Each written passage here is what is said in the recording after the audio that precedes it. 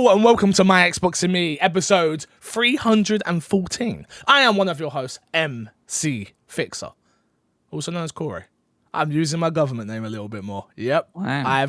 I put it on my new review that just went out, and I'm doing a few more, personality roles. So yeah, you're gonna hear my name a little bit more from now on. So, but don't call me it. It's weird. It's weird. Alongside the one, don't call me that. Alongside the one and only Crash, how are you? I'm good. I'm good. I didn't call you too fresh, Crash. I just called you Crash. Are you happy? You can call me Fix. You can call me whatever you want. Okay, Crashnik, no problem. You're okay with that? That is your real name. That's my government name. That's my government name. That's true. And the one and only Mr. Matt P Video. Matt, how are you? Very well indeed. You can call me my government name, Matthew. Thank you very much. My Christian name. Your Christian name? Yeah, we just go by That's government. The most name Christian name of all time, isn't it? Matthew? Would that be the most government? The most Christian? Matthew? Yeah, I guess that makes. Yeah, 'cause he's the dude from the Bible, right? Like the guy. I mean, not Is the he guy. the guy? Not the guy from the Bible. I'm pretty sure there's like a couple of guys a little bit more important than Matthew. But Matt, hey, you think you're that important to the world? Sure. Who am I to judge? Who am I to He's judge? a guy from the Bible. He's definitely a guy.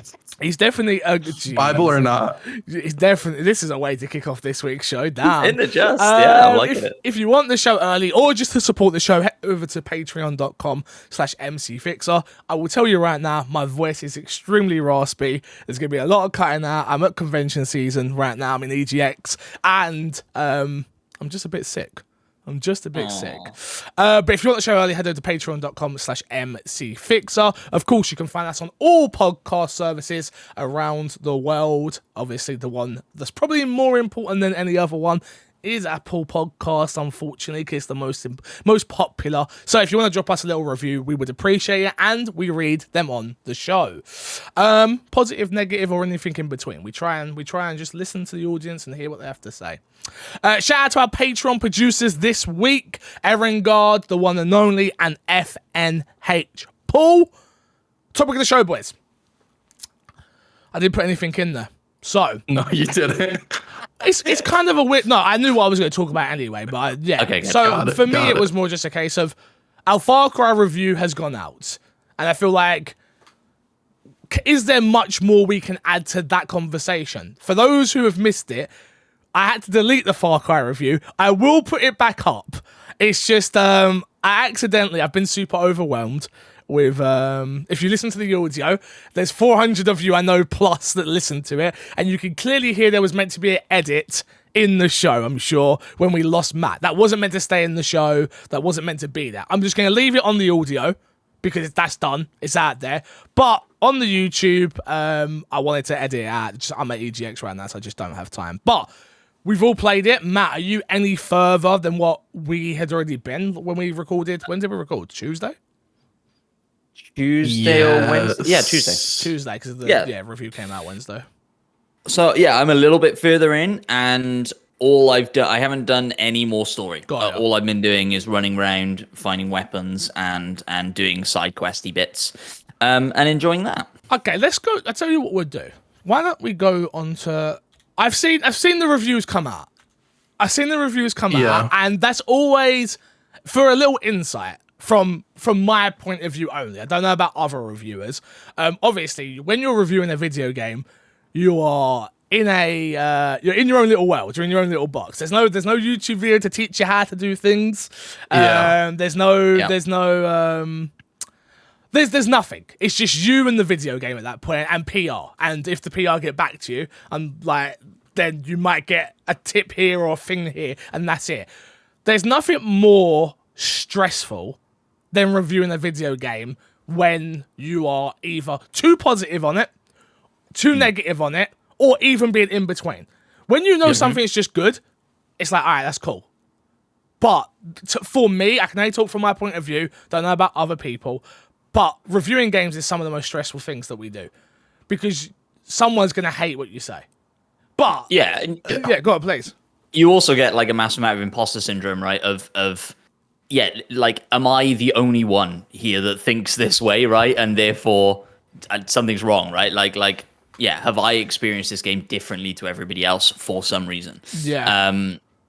I get that less with Far Cry than something like Kena or something that's brand new. Like Far Cry is Far Cry, right? And people have their opinions of that as a franchise, and therefore, I disagree. You know, I feel like you have that less. Oh, really? Yeah, because at the end of the day, people are expecting the game to change, and I think just to go through reviews real quick, like VG 24/7 gave it a 4 out of 5, IGN gave it a 8, GameSpot gave it a 7, Game Informer gave it a 9, EGM gave it a 2 out of 5, PC Gamer gave it a 75 out of 100.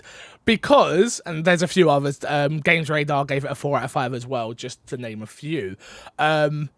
Because at the end of the day, everyone wants something different from it. And though we didn't talk about it on our review, if someone came to me with a written article for my Xbox and Me website and said, I want to give this game a 2 out of 5, we do 10s. If we do numbers, we do 10s. So let's say they want to give it a 5 out of 5 and said to me, the game hasn't changed since number 1.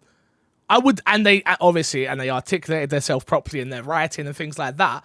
I couldn't tell them no. So I'd understand it. And I think that's where the stressful part comes in, because I came in wanting more Far Cry. I got more Far Cry. So from that point of view, I kind of get it a little bit. I kind of get it. Yeah, I was actually, when I was first playing the game, I was super negative on the game. Yeah, I know. I was could tell. super I could tell just by a little text. Yeah, I was like, I don't think I'm gonna like this. And then the more I played it, the more I was like, I don't know why I'm expecting Far Cry to be something different. And then also I don't know why I'm expecting the narrative to be something more. Because that's something when I was playing in the beginning, like the narrative sort of goes at a high point and then it falls off pretty heavy for me in about every aspect. And I was thinking of it after we recorded the review, like they touch on a lot of interesting topics and they just never explore them or really go into depth, which makes sense why they treat the trans character in the game the way they do. Yeah. Is because they do that with every single topic in the game. They sort of introduce a topic and then move on as quick as possible. Yeah, it's interesting. It's interesting. Yeah. Go and listen to our review if you wanna hear our thoughts on it, and just ignore the part where Matt lags out and then I reintroduce him and ignore all that part. A part of it's the charm of my Xbox and Me, but it's not how I want 100%. Us to be. But that's not how I want us to be perceived. So I want to just go on record and say I apologize for that. I do apologize. It's totally my fault. But yeah, reviews I've seen. So those are like the outlet reviews. I've seen a lot more creators of outsides, let's say, of our ilk talking about the game, and it's very much getting a mixed bag between other people in terms of some people just don't like it, straight out don't like the game. Some people think it's a little bit too bland and things like that. This is more the conversation we're having here. It's not so much about the review. We've done that. Yeah. How do you feel now of our opinions of Far Cry review after hearing other people's opinions? Does that motivate you in any other way to speak about it any other way? Which it shouldn't, but yeah, I'm sure it does some people. Yeah, I think when it comes to reviewing a game, right, like so much of it is what are you looking for and when has it hit you, right? Like I say one of my all-time favorite games is Fallout 3, and I played it in a summer between school and university. I had zero responsibility and I just poured hundreds of hours into that game. Now, I couldn't do that now. I don't think if Fallout 3 came out, I would enjoy it in the same way I did back then. And so, yeah, like it's interesting, right? Like I'm just skimming the EGM review, right? Because that was the one that was more negative that you just brought up. Mm-hmm. And I'm getting the gist that it's like the dissonance between the story and the gameplay, right? The goofy gameplay and the kind of, deeper story that it's trying to tell. Do you think the gameplay's goofy? I don't think the gameplay was that goofy. And I'm comparing that to other Far Cry games. Like, this is nowhere near as crazy as the other Far Cries that I've played. You know what makes it goofy for me? And I think where it probably starts off, it's as soon as you meet Guapo in the beginning of the alligator. That's what sets the tone for it to be goofy, but I don't think anything else. Like, yeah, you get some more zany weapons, but I don't think the weapons ever feel goofy. No, I felt like the, what was it, 5? Or was it, no, it was 5 America. Yes. I felt that one was way more like wacky, with more wacky characters that were just a bit like, I guess we're here. I guess we're here. Do you know what I mean? Though it never. Sure. I think. Sorry, go on. No, please. I was just going to say, like you look at something like, you know, the one that springs to mind is The Last of Us, where like the gameplay and the tone of the story are like so entrenched in one another. Whereas I feel like Far Cry doesn't have that, right? This fucking guy. Can we cancel him? My okay. Xbox and me audience. Can we cancel him? Look at Halo, right? Only because that was like a super dark, like it's trying to tell its story, right? And the gameplay is entrenched in that, I think. Like, whereas Far Cry, I don't think it. Like, when you do a cockfight in Far Cry 6 and it comes at you with like a full-on fighting game, choose your character selection screen, it makes you feel like you're in Street Fighter. Yeah. It's goofy. Like, That it is goofy. Yeah. I separate all of that in my mind, though. I don't know if I agree. Like, I understand that that's not part of the main story. That's not what they're telling. That's not the story they're telling. That's not even. I kind of just I put that in a different category in my brain of like, well, that's for game. That's a gamey game thing, you know? And like the rest of the story is them trying to be, it's still a video game, obviously, but it's trying to be a little bit more serious in tone. I do think it could have went further, but we don't do scores here at my Xbox and me. I don't think if you had to score it, Chris, where would you have been on a scale of 1 to 10? I think I would have wound up at an 8. Okay. Matt? Yeah, and that's... Oh, sorry, please. Keep going. That's with, like, when I play a game, I did it with this and both Biomutant, which we got early copies for, is I go into it and I try to be as objective as possible. Yep. And obviously you can't fully be that because you'll always have bias in everything you review, everything you talk about. There will always be bias. I try to be as objective as possible because if I'm, like, really critiquing it outside of the aspect of it being a game, I would have focused a lot more on the story. And I don't think the story gives me what I want from it. Yeah. But it is a Far Cry game with an open world, and there's all these aspects, and the gameplay is what prevails for most of that, and the gameplay is the most solid part of the game. Agree. Matt, if you had to score it, what would you put it at so far? I know you haven't beat it, but... Yeah, I was thinking 8, 9. And I think I was a bit more. Well, yeah, I think I was... Are we doing points? Can I do a 8.5? Because that's solid numbers. Maybe I'll change my mind between now and finishing it. I don't know. But yeah, like, I agree. And I think... You know, I think sometimes people lose a little bit of focus on what a review is for. For me, a review, I'm trying to figure out if I should buy this game. Yes, that's how I go into when I review a game. If you ever hear me review a video game, like I'm talking full on review, not impressions, like a review, I go back to being the kid that couldn't afford video games. Yeah, exactly. And my mum being like, you get to choose one game. Yeah, it's Christmas. Which one are you going to put on your list? What are you put? And then I try and think of it from a point of view of, okay, hours spent in the game. Is it fun? Is the story interesting?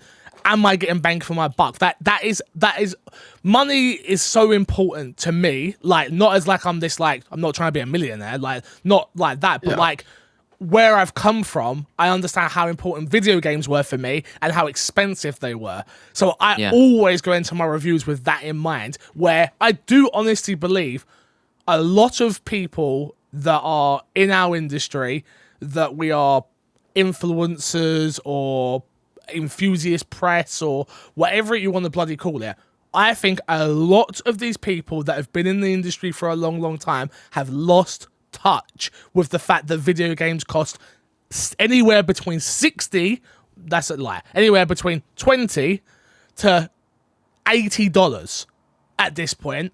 And then think about if you're in Australia, I know other countries, it costs even more. I do think we've lost touch with that. I know I've gone a bit of a tangent and I do apologise. Oh, no, that's exactly where I was going. So, sorry.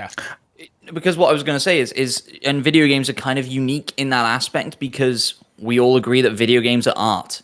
And so you don't typically critique art from should a consumer buy this point of view necessarily? Well, maybe that's not true. Movies and music and stuff like that. It's like you can see my face. yeah, it's difficult, right? And so, I agree. And I think some people review without that. Differently, for different reasons, right? And they are reviewing it much more from an artistic standpoint of, and then that's where story comes in. For me, gameplay is king, and it always will be. And I had a hell of a lot of fun in Far Cry. I can understand the critique of that dissonance is jarring between the story and the cockfighting or whatever else. Yeah. But I was having a hell of a lot of fun in that game, still am. And for me, it's nearing the top of the Game of the Year list for me, and we'll have that discussion later, I'm sure. But what haven't you liked? Yeah, like you say, bang for your buck. What have I not liked this year? No. 12 minutes can die in a fire. Okay, that's the game I was trying to think of. Okay, yeah. Like, let's be respectful. There was something else as I well. thought Vix had a dig there. Like, what? Hey, I'm happy you liked Matt. You like everything. Let's be respectful. There's no video game should die in a fire. Let me put that out there. Developer friends that listen to the show. Bloody hell. Jeez, No, look, it's going to be cancelled out here. right. No, I'm messing with right. you. No, I'm messing. Trust me, I've said way worse. I'm sure there was something else this year as well I didn't like, but I can't remember. For me, I think with Far Cry, I'd probably be at, I put in the group probably as like a 7-8. I think I'm probably more on the line of maybe I think I'll stay there. So definitely a 7. If like I'm saying 7-8, but I'd go 7 in my head. Which I'm not of the mind of like, swimming in 7s or 7's a bad game. Like that's not how it works with me. But I enjoy Far Cry a lot, and I hope people that care about the game check the game out. I didn't regret the 35 to 40 hours I spent with it. And I think that's always a good sign for any video game, really. I have one more critique of it. Can I just quickly go? Yeah. We were lied to about the next generation loading times. I had to sit through 3 to 4 seconds of loading screens between fast travel points. And I was told I wouldn't even have time to read tool tips at the bottom of the screen. And I read plenty of them for Far Cry, and I'm fuming about it. Well, that's because you're an idiot then. Because that was only ever going to happen on PlayStation with... I played on PlayStation. Yeah, I know you did. But it's not a first-party title. So they're not going to... Yes, it's because they're not like... gonna optimize. I'm not talking about this on my Xbox and me. I'm not doing it. No, we're not doing that. We're not. You're an idiot. Simple. Moving on to Fix and Sack. BT Maverick 707 says this. Remember, you can email in my Xbox and me podcast@gmail.com or comments below on this week's episode. You can tweet at us, and we've got some tweets this week. Very happy about that. And use the hashtag MXAM or the Discord, whatever way you want to question for us. Feel free to. One thing to comment on whenever you guys have had to say about the show's negative energy. This show has the perfect mix of both negative and positive. I enjoy both sides of it. I don't have to listen to all the haters that need attention. Don't change this show, it's going places. ****. My question this week is, what is the most overrated by the fans video game that you've guys ever played that you could just not get into? From Corey. Yes, I did come first. The Gaming Butcher. Knife, potato. There you go. I'm reading the emojis at this point. Is he trying to kill the potato squad? Is that what's happening? He's a butcher. Oh, He put those emojis the wrong way around, didn't he? Yeah, it should be potato knife. God damn it.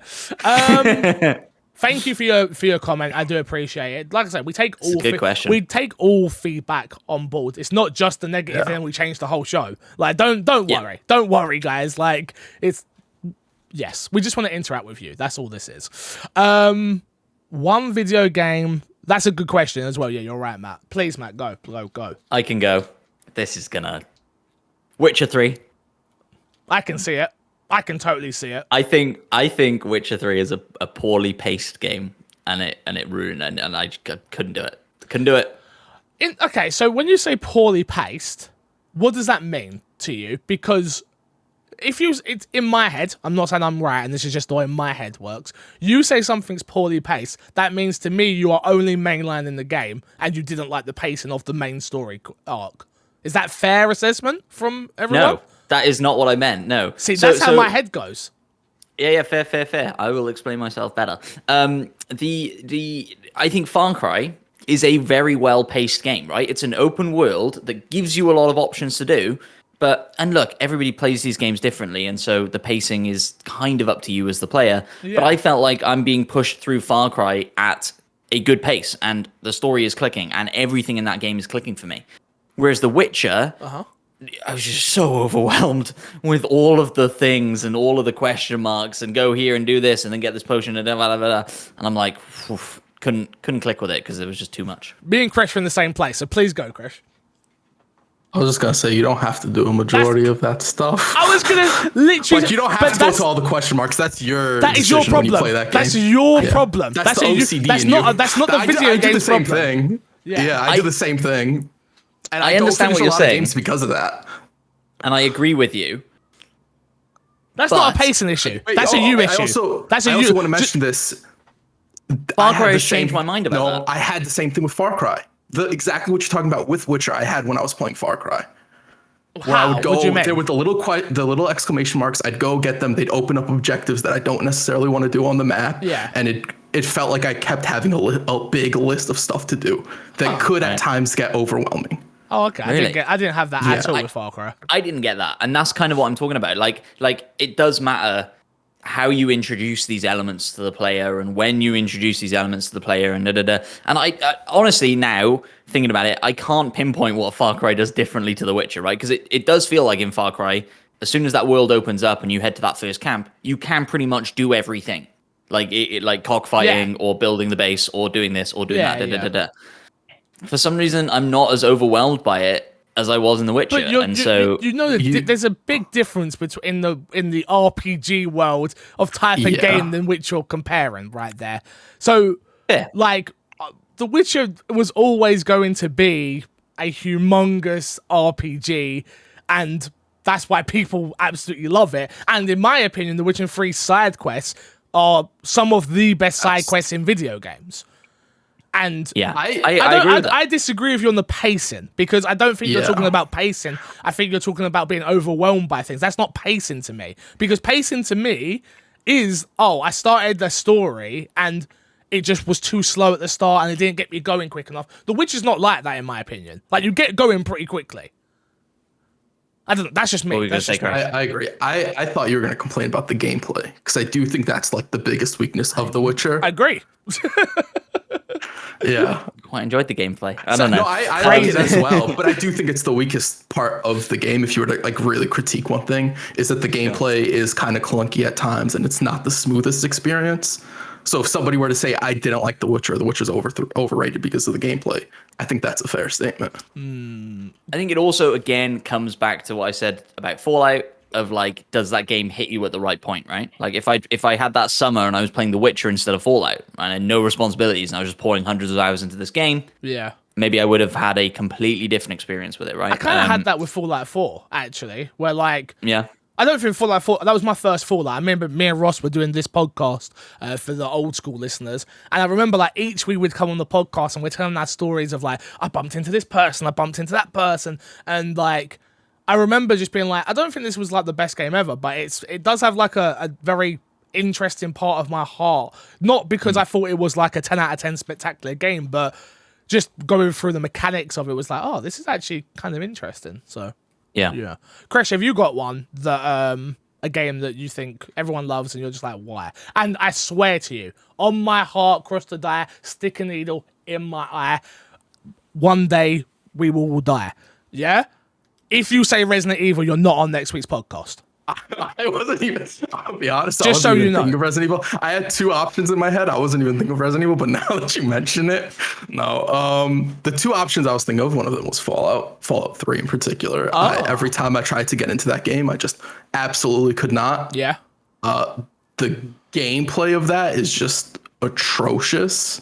That's all Fallout. That's all Fallout to me. Fallout just like gameplay's terrible. Put all of your skill points into AP so you can do VATs on everything and just headshot everything. But then if you don't like that, if you don't like how VATs work, the game's just not very good. It's a terrible shooter. Yeah, it is a terrible shooter. And then the other game I was gonna say was actually GTA.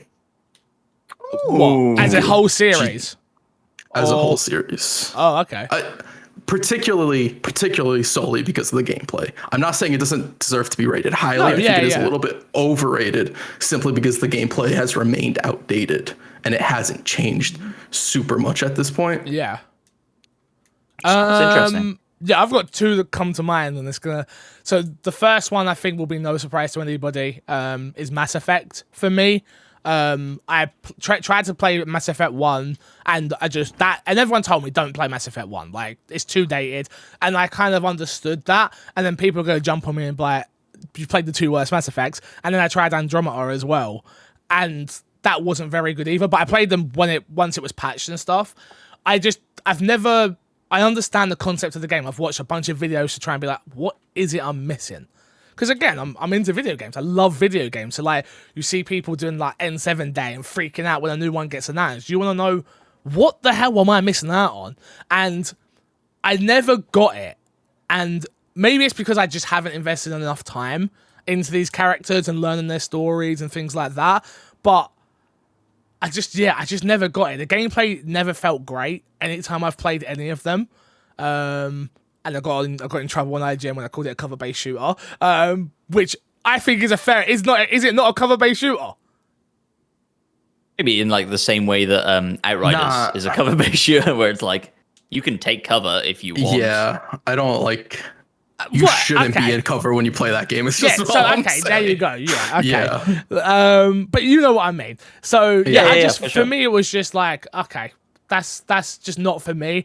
And the other one is Skyrim. Like I again, probably for the same similar reasons, maybe. That's fair. But I remember there's a specific quest in Skyrim at the start of the game, and you have to go up a bunch of stairs, and it's a lot of stairs, I believe, and I was just like, what am I doing? And video games that you can pick up Bethesda games, pretty much. Like, yeah, Bethesda games pretty much I just don't get them. I think that's all it is I don't get them. Like, I shouldn't be able to pick up everything and then none of it mean anything. Like, that jars me. Like, if I can pick up a spoon, I'm picking up the damn spoon. What can I do with this spoon? Sell it for 2 copper, or sell it for a copper, or what? You buy a house and then you decorate your house with a bunch of spoons. I don't. Yeah. I think but spoons everywhere. You just go into spoons everywhere. Yeah. Before the audience comes for me, like I've put hours into all the games I've spoken about as well. It's not like I've just spoken. I'm not shooting from the hip here. I've actively tried to enjoy these games. Just they haven't clicked for me for some reason. I want to add to the Skyrim thing for a little bit. Skyrim's opening is still, to this date, probably one of my least liked and probably most hated openings in a game. It is an atrocious opening. It is that exasperated by the fact that it's become so iconic, right? Like no. The dragon landing it. on the tower. No. I hated it when I played it.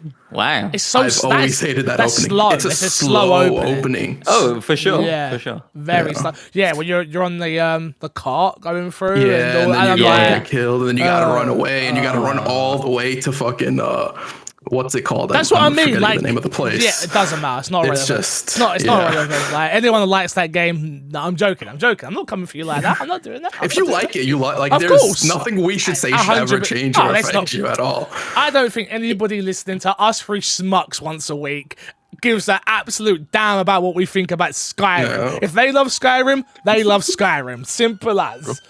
It is interesting that you've both brought up like Bethesda games.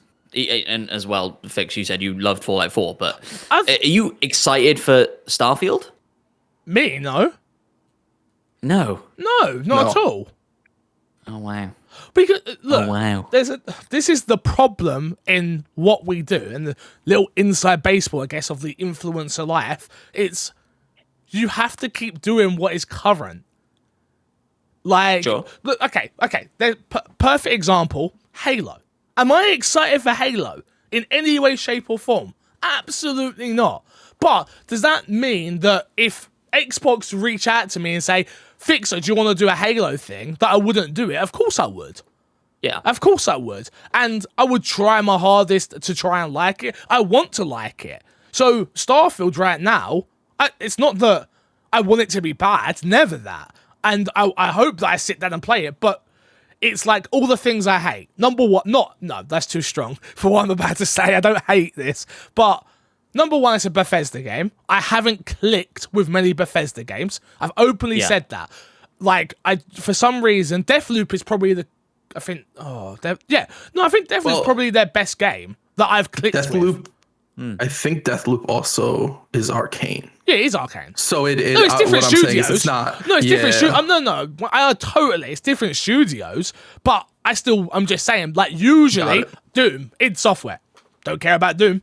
So usually, when it comes out of Bethesda, I usually don't really care. But that's clearly changed, and I think they're going to work on a lot of different stuff now. They're owned by Xbox as well. I think I'm going to see more and more and more that I actually care about. But yeah, I can't remember what I was actually going to say. Damn it. You were saying you're not a big space dude. I'm not like. That's exactly what I was going to say. Thank you. It's like, I don't care about space. I don't care about picking up rocks. I don't care about and so for me, we don't know if we could pick up rocks. That wasn't me confirmed. Exactly, I was going to say, that's what Starfield's all about. If you could pick up spoons, you could pick up rocks. You just got the inside scoop there. Fix has actually played Starfield, and it's all just about picking up rocks. Absolutely not. So, you know it. It's a weird one, man. It's the same, but I think I've said this before, but those type of RPGs are not for me. I've learned that. Playing Cyberpunk for the first couple of hours, I'm just like, and don't get me wrong, Cyberpunk was in a bad space anyway, but I was never excited about Cyberpunk like that. Though there will be someone's going to clip me up like mad now because they're going to see my reaction on YouTube with this me going nuts. Problem is, you buy into the hype over in E3. You do, and it's my job to react and try and generate those views, but. Yeah, if you it's a hard one to explain, but yeah, those are some of mine. I've got plenty more that people are just like, what? Like, yeah, there's loads. There's like Resident Evil 5, you dislike Resident Evil 5 for no reason, even though it's the best Resident Evil game.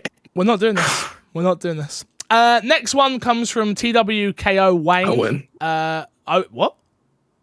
What? Did you say you win? Who? Crash, I'll kick you off the podcast next week. You know I'll do the show on my own if Matt can't show up as well. Like, I'll do it, bro. I'll do it. I didn't say I won. I swear it wasn't me. Yeah, sure. I'll go back and check. At GamerSaver_Wayne has this to say. At My Xbox and Me, question for the podcast. What do you think is Xbox's best chance of a new successful IP that can represent the brand? Starfield, Avowed, or something else? Funny that this question comes up. I think it's Starfield.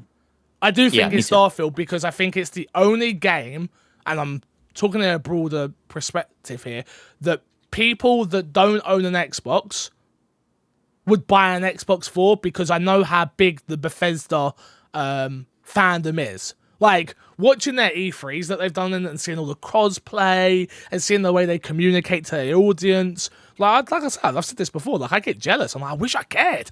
I wish I cared the way these people care. Like, and I think a lot of those people played on PlayStation, to be honest with you. And I think they are people that play Bethesda games. And if they are not PC people, they are going to buy an Xbox to play that game. So I think that is the fresh new IP that Xbox hopefully can hang their hat on. But I don't know. Hopefully. What about you, Crash? What do you think's the new IP that can shoot Xbox to the moon, as the kids say? For me, like, as far as like representing the brand, I think is more than just being popular for a moment. It is about longevity, being the face of the brand, and it has to have characters that are noticeable. You have to have a mascot, yeah. Yeah, and I think that might be the problem with Starfield if it doesn't find that. And I'm not saying it can't, because the past both Fallout and Skyrim have had their own, even though there is no real main character in the game. So I'm not saying that Starfield can't. But to answer this, I'd have to look at a character, and so I think something like Redfall has a possibility with the cast. That's interesting, yeah. I think a lot of the games that Xbox has coming out kind of have this problem of, like, they are games where you can create a character. So that leads to, it really is up to the game to sell you on a character in its marketing and when it comes out to be the face of that franchise. So just a precursor, like a safety thing, I'd have to say Redfall, because it's the only one I can think of with like strong character design in general. Fair enough. Matt, what about you?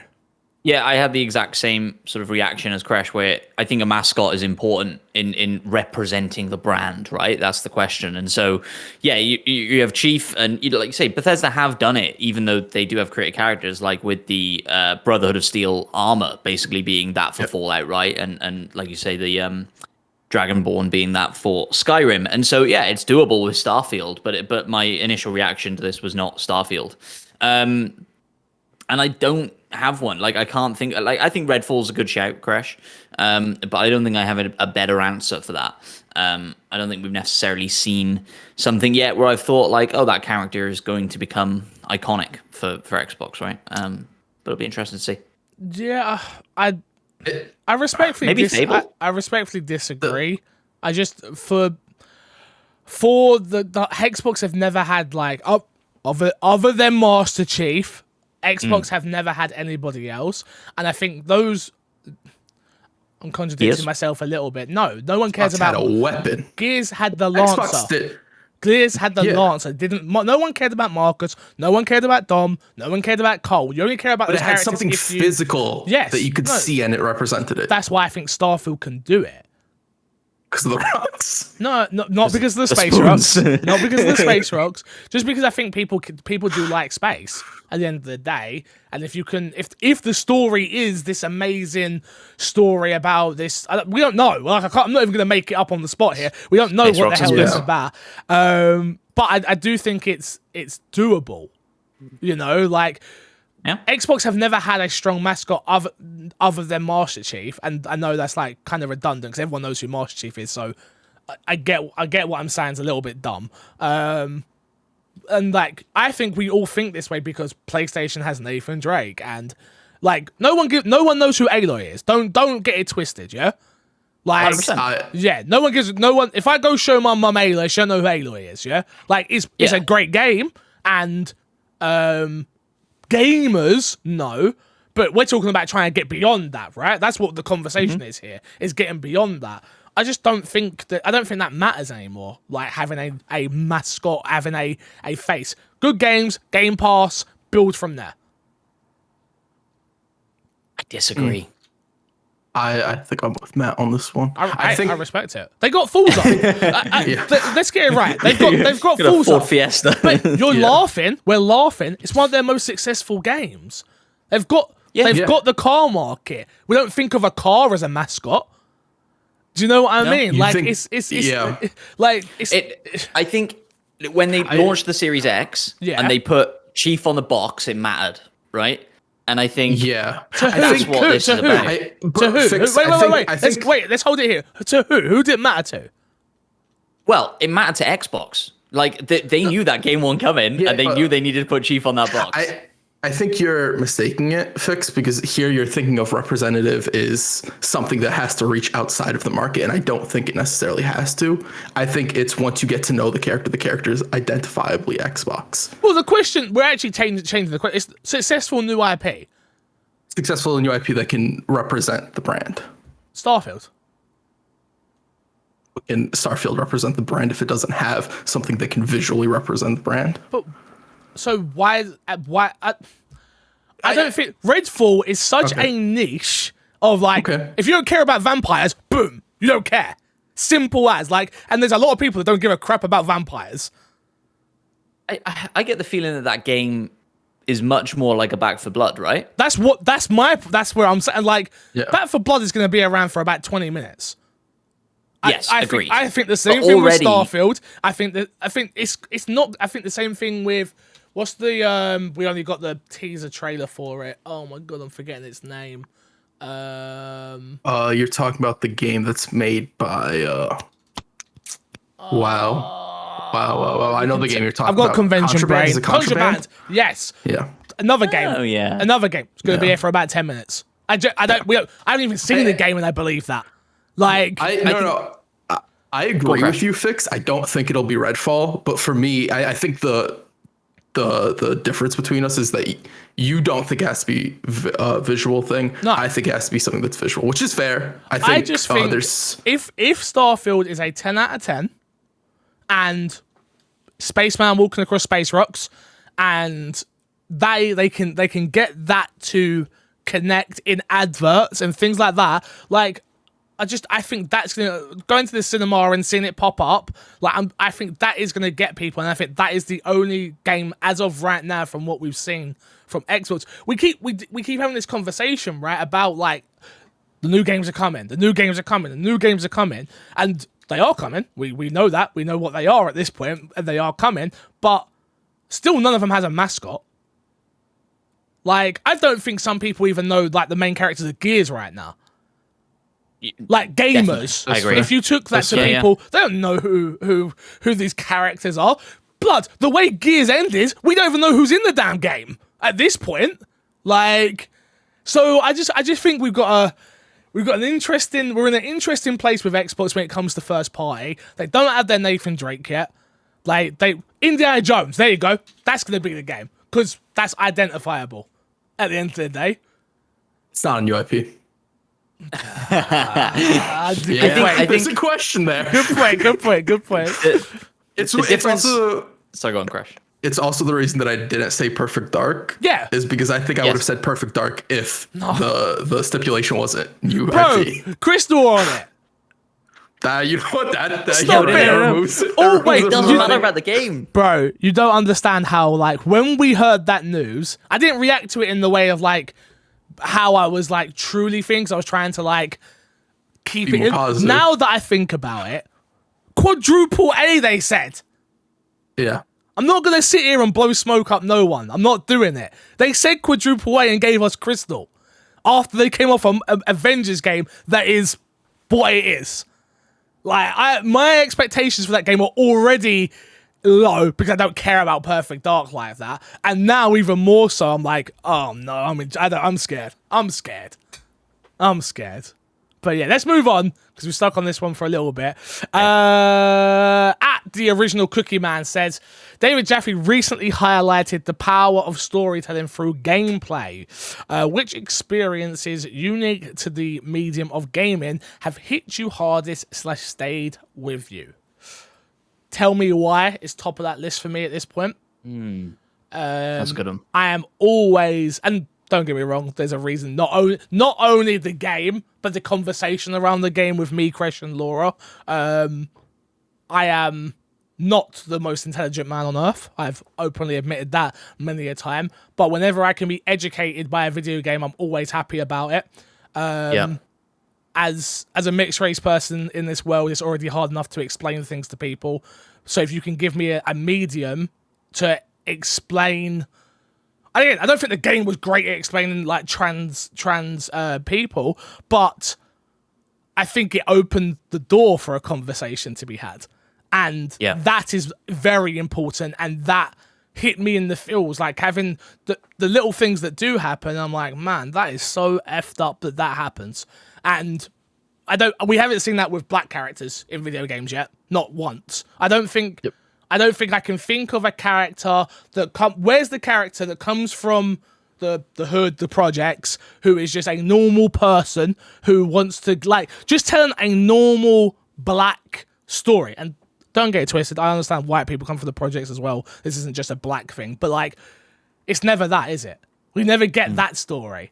Like, we get the criminal and the drug dealer and the this and then that. We don't get the me, like someone I was never part of gangs, could have been pulled into gangs. Where's that story? Where's the story of, I was the only kid from my university to go to university from my family? Where's that story? Like, we ain't got them yet.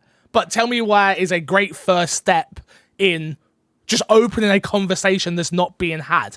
And I think that's amazing. I think Walking Dead for me, first season, teaching that there's, again, a black character, but teaching you that you don't need to be the child's father to be a compassionate, amazing human being is is a story you don't see often. And that one still to this day made me cry at the end. I remember it like it was yesterday. My mate was sat on a chair, watching me play it. He plays video games, but he didn't get it. And I'm sitting there just sobbing. And he looks at me, he's like, what are you doing? And I'm like, I don't care, bro. Like, you don't get it. And that's okay. You haven't got to get it. But I'm taking things out of this story that you're not even picking up on. And a lot of other people are not. To some people, Walking Dead is just a emotional roller coaster of two characters that went through a zombie epidemic and one guy was very nice. To me, I'm extrapolating so much more information from that just touches home with me personally. So those would be my two. Matt, what about you? Yeah, I totally agree with you. Like, this, I think, is about a game that changed you in some way, right? Like Tell Me Why is a great example of that. I think for me, one of them that sort of strikes a chord to me was a game called Valiant Hearts. I don't even know if you guys would have. Yeah. It's a World War One. Yeah, World War One. Really unique art style. Just a amazing game, and yeah, taught me about a period of history that I knew very, very little about. And another one actually that's just come to mind is a game called Never Alone, which is it's based on Alaskan folklore, and sort of has these like documentary sections in it with interviews from people who live in Alaska and tell these stories and stuff, and it's lovely. And again, just teaching you about a part of the world and about a part of history that you never knew about, and I love all that sort of stuff. So yeah, those are the two that sort of spring to mind for me. Fair enough. I think I interpreted this question differently from you guys. Ooh. That's fine. That's good. You got a different answer. That's great. I interpreted the question in the way of a gameplay mechanic, a gameplay aspect of a game. Oh yeah, that makes a lot of sense. Through the game. Yeah. And then there's nothing. The gameplay to me does nothing. That's the enjoyment part. That's the turn off my brain part. Most games, I can't think of one game that touches me emotionally in that way. I don't think I have hit you hardest stayed with you. I can only think of like really one experience that hits really hard, and I don't want to say it because it's a really big spoiler. What? Okay, what's the game? What's the game? It's Final Fantasy VII. Okay, what, the new one? No. No, yeah, you can't say nothing. No. That's what I'm saying. I'm not going to say it. You're dead to me, fam. Are you crazy? Are you crazy? Final Fantasy. Well, that's you, isn't it? That's you. Yeah, no. Blood, I'm so shut up. The reason I'm not spoiling is because it's relevant now. Yeah. Are you mad? Are you mad? Also, I want to find out now. Bro, did you not hear what happened? Good one too. Did you not hear what happened to me? Yeah, no, you don't. He had Gears 5. No, forget Gears. Remember when I watched that documentary on Netflix? And they spoiled Final Fantasy, the OG character. Absolutely dead. Matt, I can't believe you even considered letting this man spoil it. Oh, we're going to go silent now, are we, yeah? Okay. No, Chris, you can't say. You can't say. I didn't want to say. I told you I didn't want to say. All right? Fucking, I'm getting up. I'm taking off my jacket. You're riled up, man. You're riled up. Jesus, what damn. I can't think of anything gameplay-wise. I think... Because, like... yeah, go on. I think there's the ending of Red Dead Redemption. I think that is a gameplay decision that has a heavier impact with the story. There's multiple games. The ending of Reach does that as well. Where they build on the theme that the ending is going for by having you actually play out the ending. And it adds a level of depth if you're like examining it through a narrative lens. The subtle decision making you can make in Modern Warfare is another one, I think. Where you have a moment where you can make a decision, but the game doesn't necessarily tell you there's a decision to be made. That in Far Cry. That happens in Far Cry. Yeah. There's a moment in Far Cry where that happens, where you don't have to... The game doesn't tell you what to do. Yeah. It just... You just do it. It happens. You make that decision. Do you want to do this or do you not want to do this? And I guess, and maybe I just don't think of them like that. Because my head just goes, oh, I wonder if I can do this. Boom, do it. And then you go, oh, that was cool. That's how my brain works, you know. Yeah. And I'm like, I don't analyze it too deeply like that. Very rarely does gameplay make me emotional like that. Like, Because maybe it's just not enough games that I care that much about the characters like that. Like, Final Fantasy Remake for me would be a good one, but not from a gameplay perspective, from a story perspective. Because I had spent loads of hours with these characters, and something happens, and I'm like, oh my god. And like, so it's the story that always gets me emotional, not the gameplay of what's going on. I can even think of one in the gameplay for Final Fantasy VII Remake, but it depends. It depends on how they do it in the future ones. But there is a moment where you can make a choice without you knowing to make a choice. Do you know the bit where you go into the sewer? Yeah. And then you can go either to Tifa or Aerith. Yeah. That is a choice you can make that does have, along with other things, have ramifications in later parts of the game as well. That'd be cool. That'd be really cool. Okay. Yeah. A good question. I need to think about it more because you're right. I think I kind of misinterpreted the question because which experience unique to the medium of gaming, which is a difficult one to answer. I think it's just different. Storytelling through gameplay. Yeah. It's also one of those things that live in the moment, and then afterwards you view the story as a whole collective, as opposed to... I think the thing that threw me off was more hashtag Clem and Lee, right? And I'm like, well, the gameplay of that is you scroll over to a character and then you let them die. Like, is that emotional? I don't. Those weren't the moments that got me emotional. It was like, shit, I gotta make a split-second decision. It was the ramification of the story that was making me go, oh. I suppose it's if there's a timer on it. I suppose your heart gets bumping a little bit. I suppose that does that play into it because you're having to make that emotional decision. I haven't played that, so I don't know. I guess so. I don't know. We got one review this week, so let's quickly read it out. No, we're not reading it. All stars? Do you know why? I'm not reading it. Nope. Basilisk. So it might be a positive review, but you've disrespected the My Xbox in the audience. You know the rules. The rules are you can be as negative or as positive if you like, but you have to give it 5 stars because it helps with the podcast rating. So, Crash, you tell your friend there, absolutely not. I don't know. I think it's fine to leave us 4 stars. Crash is not on next week's podcast. I'm letting you all know now. Wait, when you're all like, where's Crash next week? No, he's not on. Between this and last week, should I let you lot into a little secret of how nice Matt P video is? Everybody. Last week, he wanted to stream for you guys some Halo, and I wouldn't let him. I wouldn't. We were going to talk about it at the end of the show. How does that come in with me? Because you want to give up the 5 stars. If you let one in, Crash, they will all come flooding in. I'm just saying a 4-star review isn't bad. And now what you want people to do is lie on what they feel like the rating should be. Yes. Unconscionable. No, my conscience is telling me that you should do that. It's not unconscionable. My immoral. conscience. Yeah, but trust me, if this is where we are hanging our hats on the immoral scale, we're okay, guys. Trust me. There's some scumbags out there in the world. If me asking for a 5-star review instead of 4 stars because it helps us rank higher.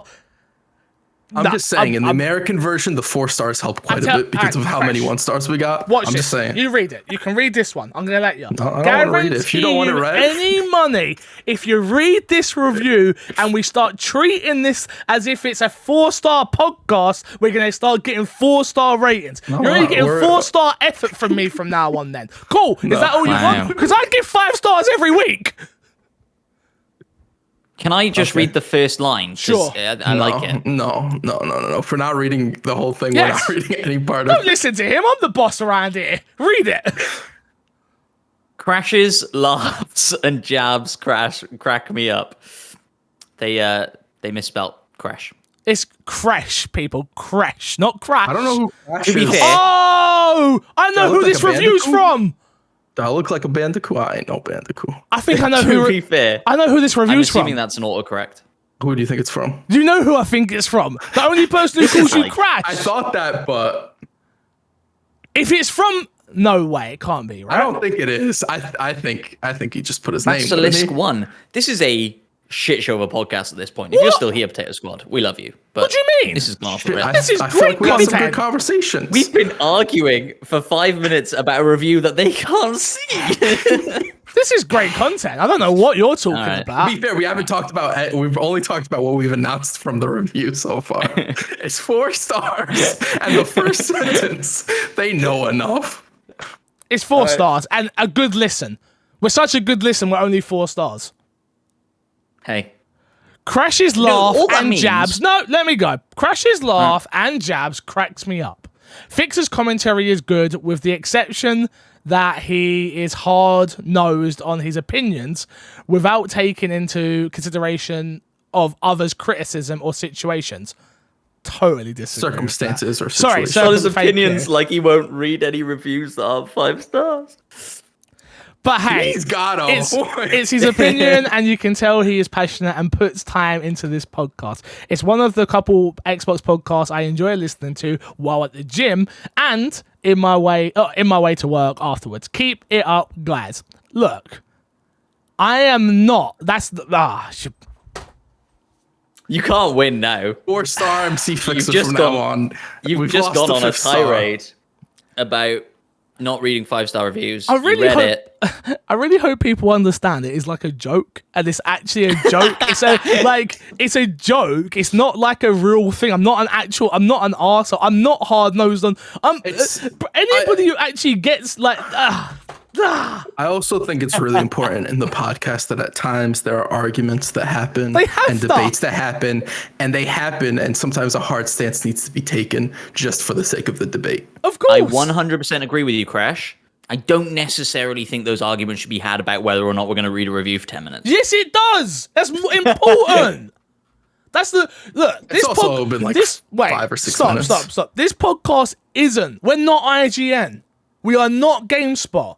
We are not any of these companies. I come here once a week to talk Xbox, what I've been playing, hang out with the community, and I know people appreciate it. If you want a prim and proper, polished podcast, go and listen to Unlocked. And then what happens when I do Unlocked? What happens? Everyone goes, "You're way different on Unlocked.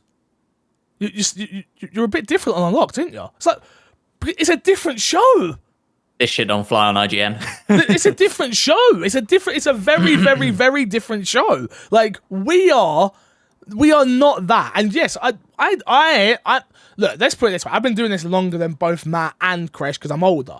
And I've had the internet come for me. So I'm used to it. So at the end of the day, the way I look at it is I'll take the hard stance because I don't care if there's backlash for it, because realistically, people don't know me. They don't know my intentions. They don't know how emotional I actually am. And I understand I'll play the bad guy role of the podcast some weeks because it's just easier and it makes for a more fun experience, in my opinion. I think it makes for a better show of...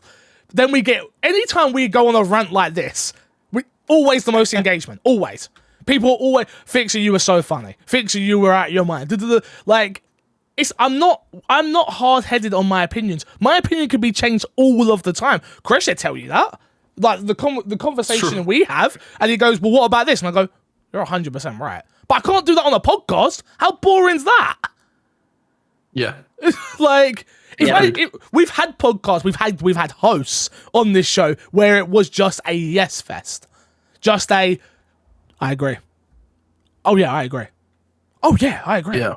Like, that is not, think- that's not good listening. I know it. I think sometimes even if you, at least on a podcast, even if you agree with what the other person says, sometimes you have to like try and poke holes to like reaffirm that idea or sort of come to a slightly altered conclusion as well. I think we do that well. But the fact Bulski one gave us a 4-star review, you're dead to me as a human being. And if I ever see you on the streets, it's over. On site. Can I tell you about something that happened to me actually at EGX? Real quick. Please do.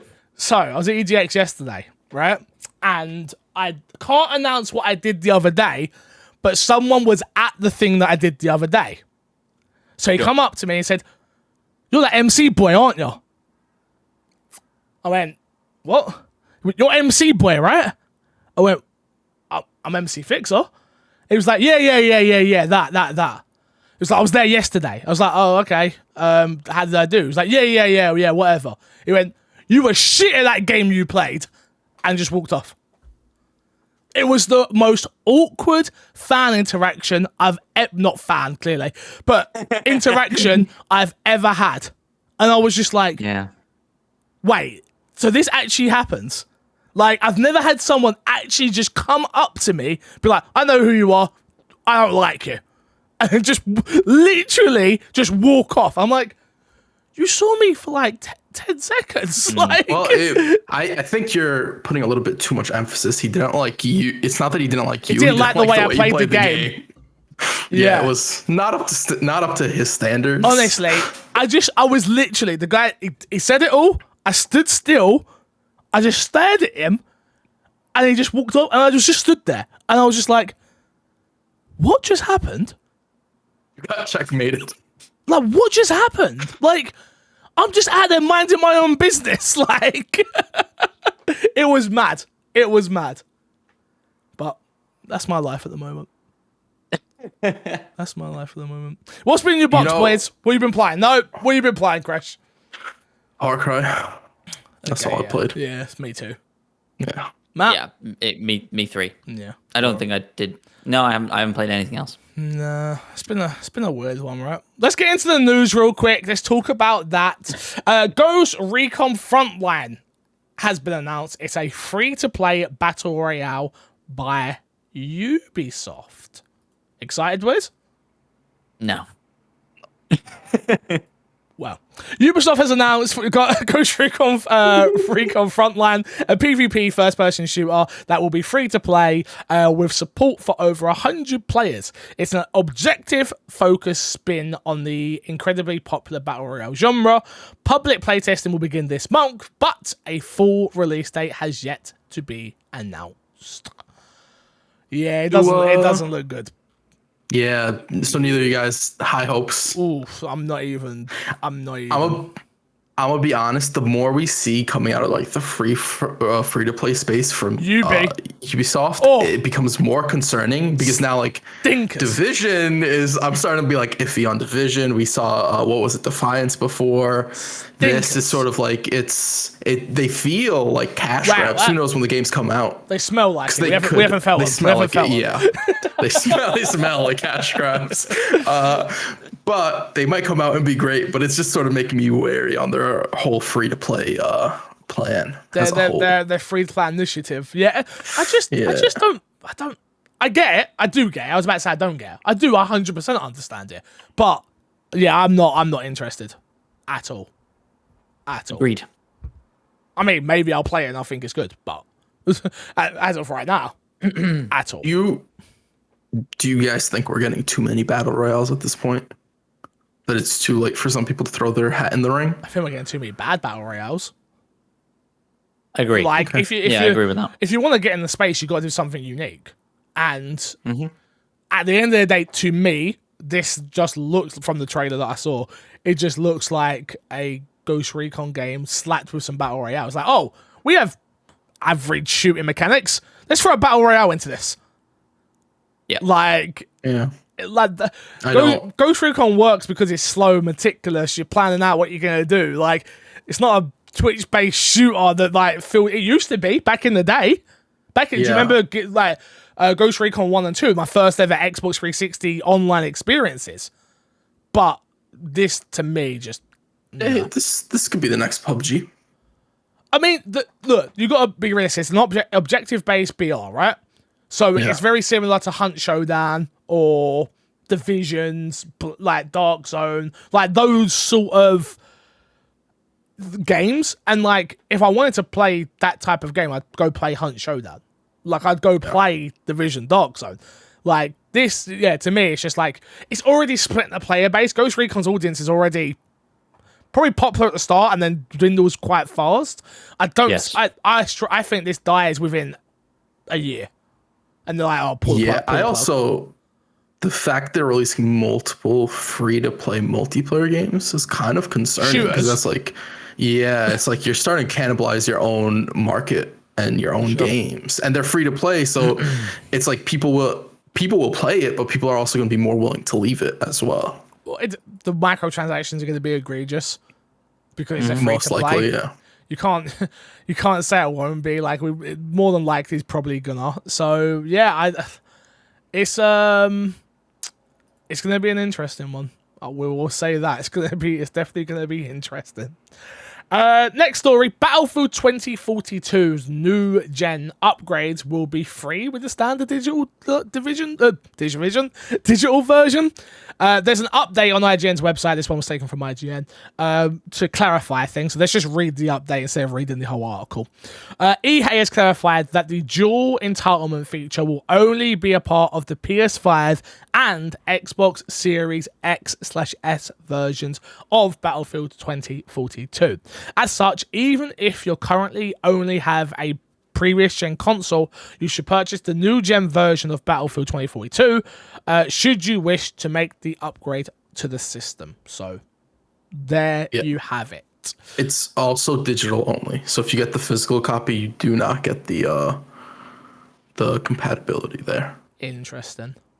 Makes sense. I'm okay with it. I'm at that point now where even the fact they're offering this is better than what I was expecting this far into the new life cycle of these consoles. Like, they could have easier dropped it after the first year, and I'm not saying other people wouldn't have, but I would have been okay with it. I think the only reason they're doing this is because you still can't get your hands on a bloody Series X, and you still can't get your hands on a PS5. So it's not a case of people not wanting the consoles. Excuse me. It's more a case of people can't get them, so they have to keep offering these sort of incentives, right? 100%. Yeah. Yeah, until these consoles become readily available, I think they're going to keep going because otherwise you're leaving behind a massive amount of players, right? Yeah. And this game live and dies on who's playing it online, right? So, although they've already confirmed that it's not cross-generation online, right? Because the next gen consoles have bigger. Yeah, it's not cross-gen, but it's cross-play. Like they're two different. Like yeah. It's gonna be rough. Are you guys still excited for Battlefield? Like, when it got announced, I was really excited. And then like, I got the beta is obviously out right now, and like I haven't played it just because I've been at EGX. But even still, I'm like, oh, do I care? Yeah, I'm kind of in the same. I was excited for it. I legitimately was excited for it. And then the more time that's passed by, and then the beta comes out, and I realized like I haven't even downloaded it. I don't think I was that excited for it. I was wrong. Maybe when it comes out and everyone's playing it, and I haven't played it now. I've been off shooters now for a really long time, actually. It could get me back, but I'm like more excited for like Guardians, which is like that's around the corner as well. I'm like, I'd rather play that. So speaking of the studio of Guardians, Eidos Montreal have adopted a 4-day work week in their studios. The Square Enix owned developer who developed Deus Ex, Human Revolution, and who are working on Guardians, as I said at the top of this article, is switching to a 4-day work week. The change also applies to Eidos, is it Sherbrooke? And Eidos Montreal's support studio as well. The studio announced the change in a blog post where the head of studio, David Anfossi, I believe, said the move will help create a bloody hell words. It is 8 o'clock in the morning, by the way. A sustainable work environment. Quote, the idea is not to condense the working hours into 4 days, but rather to review our ways of doing things and our quality time invested. We aim with the aim of working better. Above all, we want to increase the productivity and well-being of our employees. This isn't something we see in the US, Canada, the UK. No. This is, correct me if I'm wrong, but is this a Japanese thing? Is it Japan that does this? I know there's definitely an Asian country, I believe, that do this, right? Some Nordic countries as well, I think. Okay. Yeah. I want to say Sweden, maybe. Okay. I do know this has been like a more popular theory, at least in the some of the Western countries, of doing shorter work weeks, and productivity generally gets increased. So I'm glad to see that there's companies starting to like implement this in the gaming space. Yes, I'm all for this. Do not take that sigh as anything. I am all for this. What scares me from their point of view is when, not Guardians, because I think that's already gone gold. We know that. But when their next game comes out and there's a delay, I very much worry for. Not that this should impact the way they do things at all, but I worry for the community manager there from what they're going to get from the audience for whatever their next game is, if it gets delayed at all. Because it's going to be, you only work 4 days a week, who gives a crap? How dare you? You said it'd be out. That, and not that the negativity should ever influence the positive that they are doing here. Could you imagine the talent they're going to now...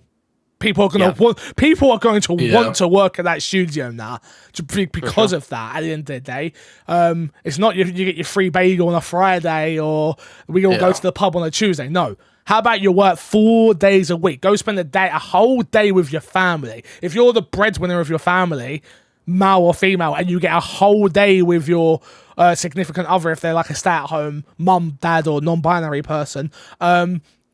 That would be amazing. Like if Haley told me tomorrow, hey, my school said we're only doing 4 days a week now, so I get Fridays off, which they're not saying they're going to do Fridays, but hopefully it's Fridays. I'm sure it won't work like that actually in the game studio. It'll probably be everyone will probably take a certain day off and they'll move it around like that. But if let's just say it was Fridays, for instance, I'd be like, yeah, cool. I'm self-employed. I'm taking Fridays off too. We are.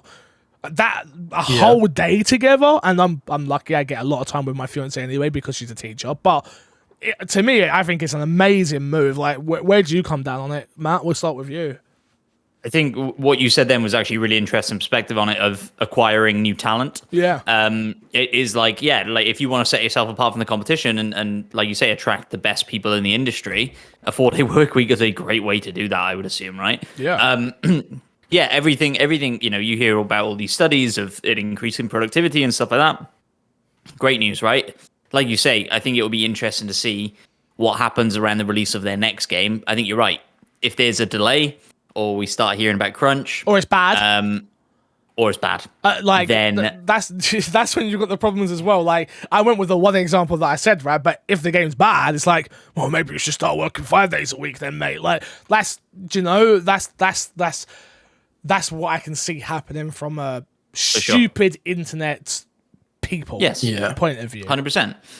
But maybe they turn around and go, well, look, our staff are thrilled and we've got all these new people because they want to work here and it's a great environment to be, right? And you'd hope that would be the case. I don't think this ends crunch.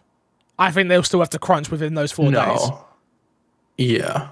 I also think but crunching in a case could be, instead of working 4 weeks towards the end of a game's life cycle, you could be coming in 5 days a week, which not saying it would people be... Maybe won't care as much. Yeah, but it does sort of alleviate people's time. That's a very good point. It's like, look, we're coming up to the end. We need to polish. We're going to need everyone to work 5 days this week. Or maybe it's even 7. Like, that's not. I think we're being a little bit naive. Being a little bit naive to how crunch works. But maybe it will be. Look, we need you to start working 7 days just while we get the game out the door. Yeah, I think I would. Again, I've never worked in a corporate sense and stuff like that, but I think I'd be okay with it. As MC Fixer right now, 0 kids, 0 responsibility. Yes, I think I'd be okay with it. Would probably be a different story if I had a family and actually left the house. So, but yeah. So go on.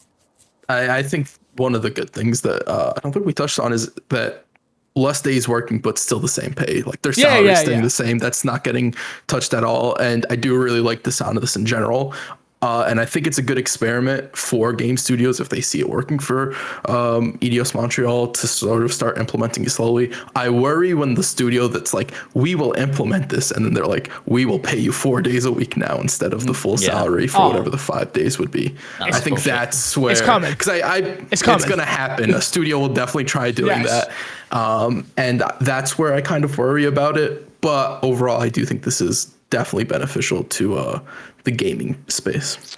I would be really interested to see what current employees of Eidos Montreal say about this, because when you're working to deadlines and you're in a high pressure situation, and like you say, Guardians is gold now, and so maybe they're slightly more chill at the moment. But they're not consulting the employees about this, right? And so all of a sudden it's like, oh, you're just going to work 4 days from now on?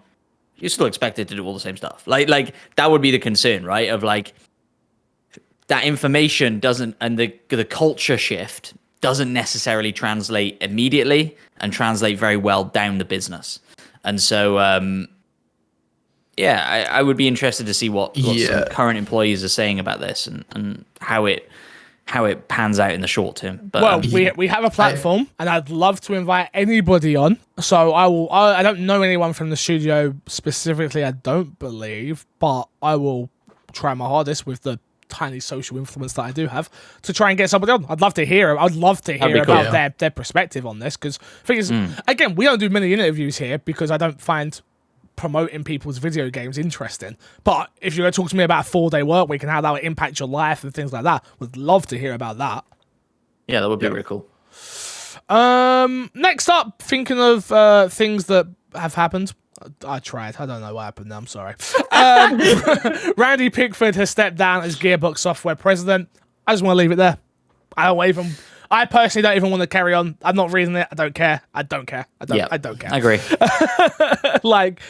No, thank you. Not interested at all. I understand we have to talk about it. Obviously, it's a big story. I hope whoever they get in is maybe a better human being than what we've had before. Next up, the Grounded Hot and Hazy update adds mountains of new content in October. Kresh, great job this week, because I would have missed this story 100%. I haven't seen this at all, so thank you for adding it. I do appreciate it. This one was taken from Windows Central, and they've got their What You Need to Know section, and it says this. Grounded is in early access, survival game that shrinks players down to the size of insects. Oblivion, let's get to the Hot and Hazy update. We'll add 2 entirely new biomes, revamp an existing biome, add new insects, and crafting recipes, and more. The official release for the Hot and Hazy update is the 20th of October, with the early testing happening now, pretty much. I really want this game to come out, and I know it's nowhere near ready, and I really love the concept of what is here, and I just want it to be finished. I kind of wish it never came out in early access. I understand why it did, and I understand Xbox wanting to use this as like a test bed, right? But I don't want to experience it like this, where they keep putting out little bits. I want to just jump back in one day and be like, oh my god, this game's changed so much since I played it with you and running around getting chased by that spider in a cave. I think there's actually like a good number of people that actually completely agree with you on that, because I do know quite a few people that have completely avoided this game and have not wanted to touch it. But I do think the benefit of obviously it being in early access is that you do get people to play test it in a very public way and give you constant feedback on the game. Yeah, if you want a full rundown of like everything that's been added, by the way, in Windows Central article, they go through absolutely everything and bullet point it beautifully. So yeah, definitely do check all of that out. The most notable one is like locations being added, which I really think is cool. Like having new parts of that map open up and stuff it's like, don't get me wrong, it's still a big space that you were able to play in beforehand, but the bigger that gets, the better. I don't think this game's going to pan out the way I want it to pan out. Because as soon as you pitch it as Honey, I Shrunk the Kids, I'm expecting Honey, I Shrunk the Kids with that story. And I don't think that's what we're going to end up getting, unfortunately. I think it's going to be whatever this is at the moment with a bunch of quest logs. But it's never going to be the cast of characters. Think about it, we're talking about new IP, right? We're talking about characters that are memorable. Like, we haven't seen a single character, really, that, like, there's no one that speaks to you right now, apart from the robot, and no one knows who that is, because not a lot of people are playing this game at the moment, so, yeah, I've got a bad feeling, like, E3, like, 2 years from now, it will be, and this game's out fully. Maybe a year, maybe 2 years is probably a bit long. I don't know. Game development, who knows? But yeah, it's in my head. I'm like, yeah, we'll put it out whenever. But you never know. You never know. Yeah. Last couple of stories here to finish us up before we leave. Konami's eFootball is a disaster at launch, and currently on Steam is the worst rated game ever. This was always going to happen. Just so everyone was aware. I knew it. Everyone knew it. Oh my god, I've clicked the article. Have you seen the picture on the article? Yeah, there's some good screenshots and memes in here. Oh my god! For people who are not seeing it or have not clicked the link and stuff like that, a referee has like embedded himself in the grass in the pitch, and he's just laying on the floor. It looks crazy. I don't understand this at all, because PES last year was good. PES last year wasn't on mobile. Is this on mobile? Yes, if I'm not mistaken. And it's the same version across. No, PES last year was on mobile. Can't be. They had a mobile? Yes, I'm pretty sure they had a PES last year on mobile. I think it's the free to play element where they may have I don't know. Everything I'm about to say is speculation. Maybe they downsized the studio. Maybe they just lost a bunch of talent or something. Who knows? It just doesn't make sense to me how you can. Last year, Slayer will be able to tell you, anyone who knows Slayer from my community, he plays PES religiously. Like, PES is his game over FIFA. And he said last year's game was very good. And he's a little bit heartbroken about what's going on right now with eFootball. So, yeah, it's a real shame. But, honestly, I expected it. So. Can I put my tinfoil hat on for a second? Please. This game's getting more coverage because it's a bit of a shit show at launch. If it had launched and it was fine, it wouldn't have got the coverage it's getting. Okay. So what, you think they're going to put out an update, it's going to fix and people are going to care? No. It's football. People care about football. It's different audiences. You're thinking about it too...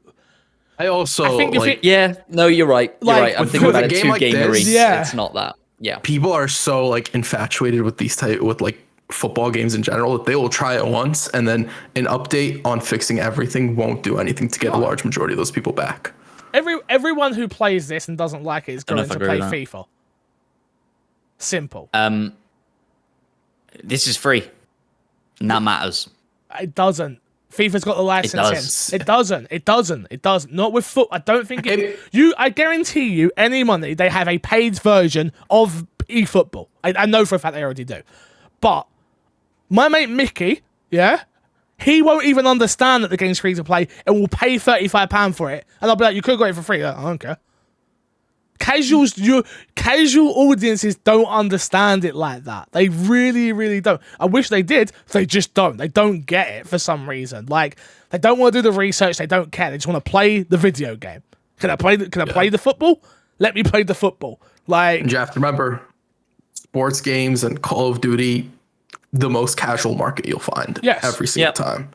Yeah, so. That's fair. Maybe you're right. Maybe look. That's for me to play devil's advocate and not just shut down your opinion when I'm just trying to. Maybe you're right. Maybe people will come back. I think the hardcore. See, I can't do it. I think the hardcore PES players will come back. Yeah, 100%. That's not a big audience, though, right? That's not a big group of people. It's big enough to keep PES going, to keep eFootball going. Like, it's big enough for that. But the point is, you've got FIFA, you've got eFootball, and you've got that new football game that we don't know nothing about yet. Yeah, FIFA has the licensing for all of it. So as soon as you lose that, instantly people are turned off to any game. Because if you can't license the faces and the names and it doesn't feel like real football. At the end of the day, that's what you're playing FIFA for, the authenticity of the football game, you know? I think it's an interesting conversation to have, that like they'd have bad marketing or a bad game to then get it better. I just don't think enough people to even realize that it got better for that to work. Yeah. Yeah. No, I think you're right. I think, like I say, when I put my tinfoil hat on, I don't necessarily believe that is the case. I will say, I respect the fact that you got the tinfoil hat out. I respect it and I like it. I'm gonna. If I'd actually had one, that would have been good. That would have been Imagine out of nowhere, tinfoil hat just tinfoil comes. hat ready for the next time it happens. I I am do put going my to. tinfoil hat on. I'm going to. My other thing would be like, what are they doing? If this is the launch of your new title in terms of like a new name, new branding, you put out a bloody demo and it's all broken. Like, what? You knew the game was broken. Like, what are Konami doing? Yeah.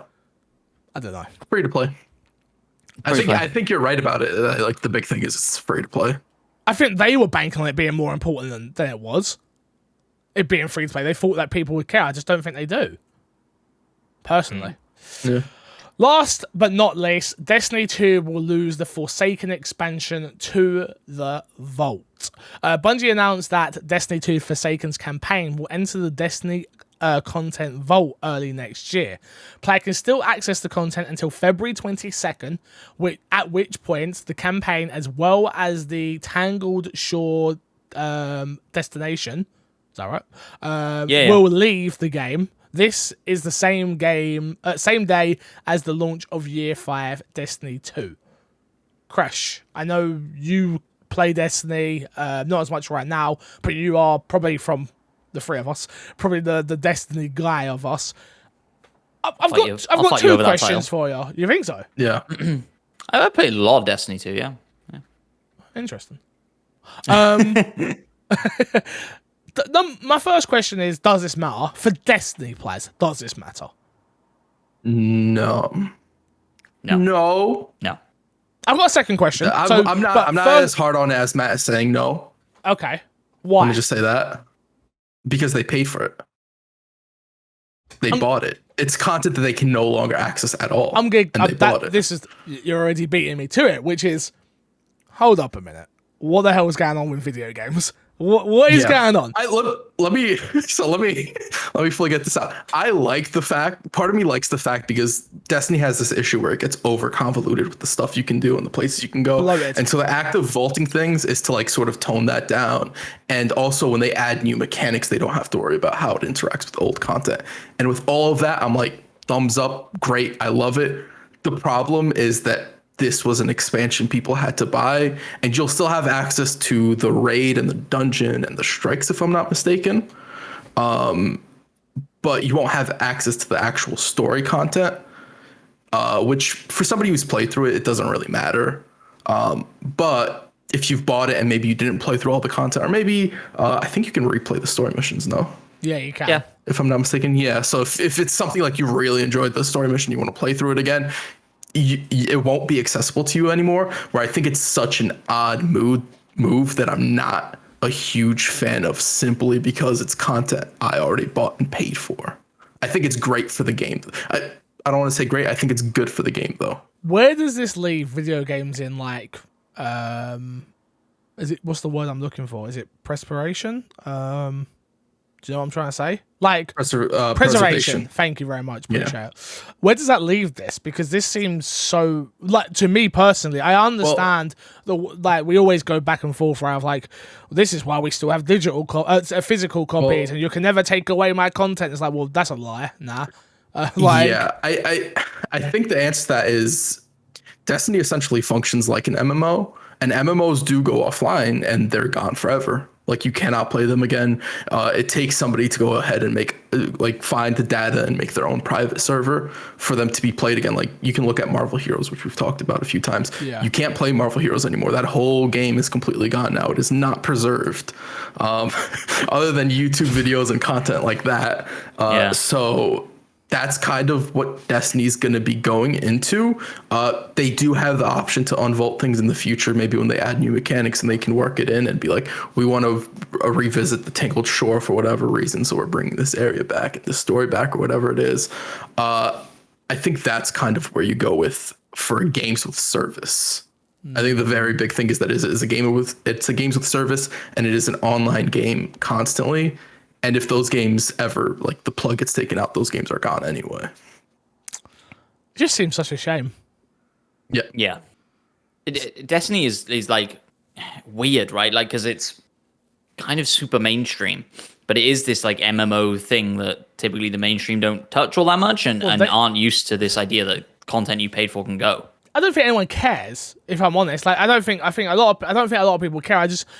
I think it's weird. I think this how industry's so weird. Like, you can buy something and it's gone. Not that long ago, like less than 5 years. Yeah. And now it's just gone. And again, I'm not an MMO guy. I don't understand like the vaulting and all that stuff and how that's not an MMO thing. That's okay. Destiny. This is just a Destiny thing. Got it. See, I don't play Destiny, so I don't really have an opinion on this. I'm more trying to think of it from the perspective of video games as a whole. And well, do I think it's morally okay for you to charge me something and 5 years later just be like, you can no longer play this. We have decided you can no longer have this thing. What if that was my favorite mission of all time and I love that mission? Obviously, they have data backing it up that no one's playing this stuff. That's why they're doing this, obviously. Mm-hmm. There's data there's 100% data that is backing up that literally no one is doing this. Like, Jimmy is playing it with his mate and that's it. Like, that is it. But I get that. I just don't know where I sit morally with it. Like, yeah. I'm very much the same where I'm in the middle. It's like, I get it's better for the game, but also like people paid $40 for that content and now they don't get it. I thought as well I'd heard rumors, and this might not be a real thing, but was Destiny coming up against some sort of limit in size, like gigabytes of size, and therefore had to get rid of content to put new content in? It was getting bloated in size. That is, I believe, it is one of the reasons they started vaulting stuff as well. It's so that the game doesn't have to be 150 gigabytes or whatever it is and take up somebody's whole hard drive. Makes me wonder if they would really benefit from a Destiny 3 that is next gen only at this point, and whether or not we'll ever see a Destiny 3. I don't think we will. I don't either, because the problem is I do think like going into a Destiny 3 and starting everything from the ground up with the idea of it being long form would work for them great, but I don't know if they want to do that, because you are essentially gambling that people will jump into your game a third time into a game that's supposed to stay and have this relevancy, right? Because I think Destiny 2 being the way it was after Destiny 1, a lot of people got turned off by Destiny 2 with its whole raids and everything, and they viewed it and compared it to Destiny 1, and it failed in quite a few aspects in comparison.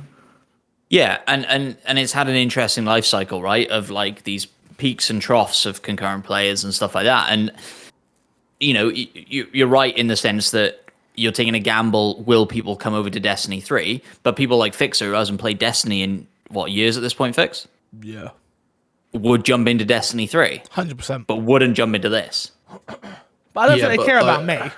Yeah. This is also like, what I'm saying is it would surely average out to, all right, not everybody's going to jump over from Destiny 2, but you're going to get a massive influx of new players as well. If you've got the people that's you got that. What I was going to say is, but you got to think, like, right now, if they've got someone in Destiny 2 right now that's playing constantly, and again, correct me if I'm wrong, I assume there's microtransactions in the game, I assume there is expansion still being planned and stuff like that.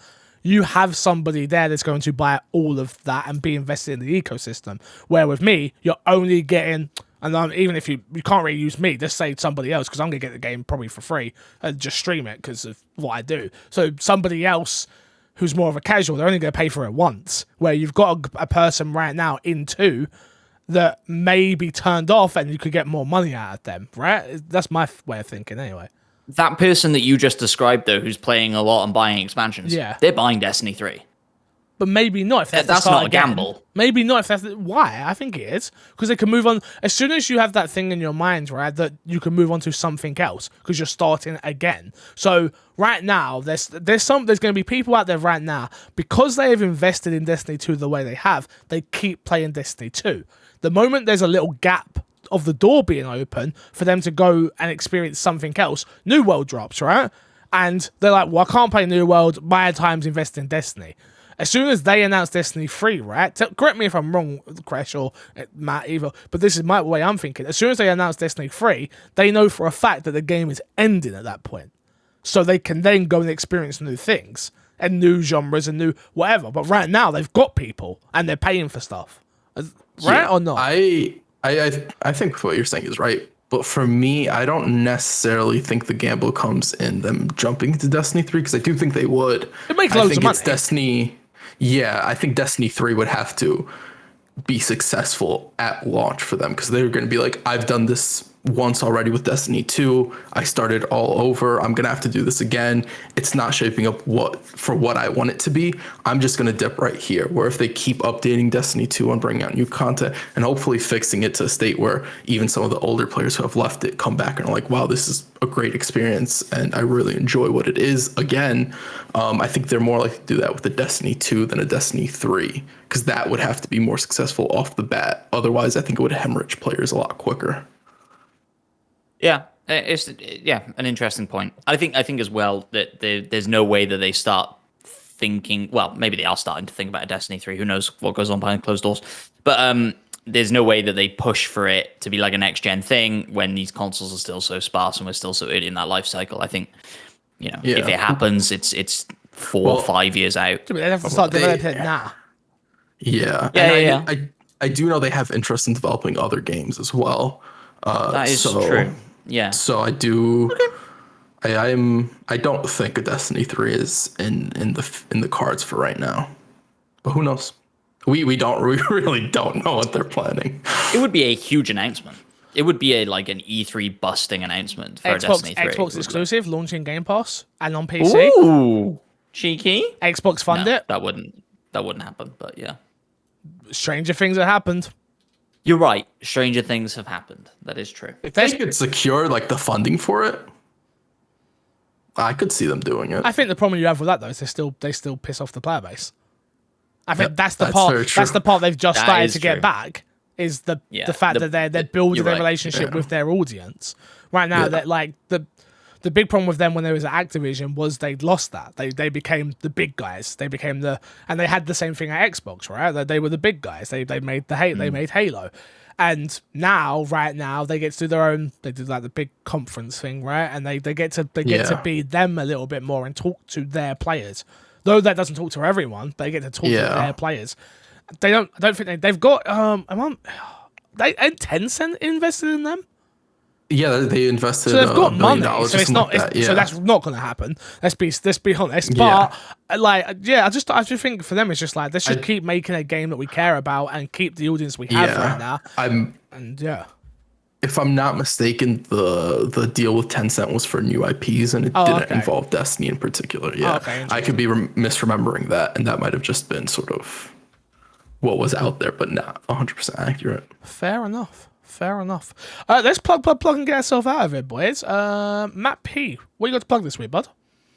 Not a lot. Follow me on Twitter if you want, at Matt P Video. I really enjoyed this week's show. I had a lot of fun. I always do, but I'm just saying. You enjoyed talking about the 4-star review for 10 minutes? I did. You didn't seem to enjoy while we were doing it. He didn't, did he? He didn't seem to. He doesn't. Matt P don't go with the flow. He's not. He's in the corporate world out there. He has like very structured content. He doesn't realize this is not that. This is how this works. Yeah. If people don't like it, if you guys enjoyed the review discussion, let us know. Review 5 stars. 5 stars. I ain't reading another 4-star. I'm letting you know now.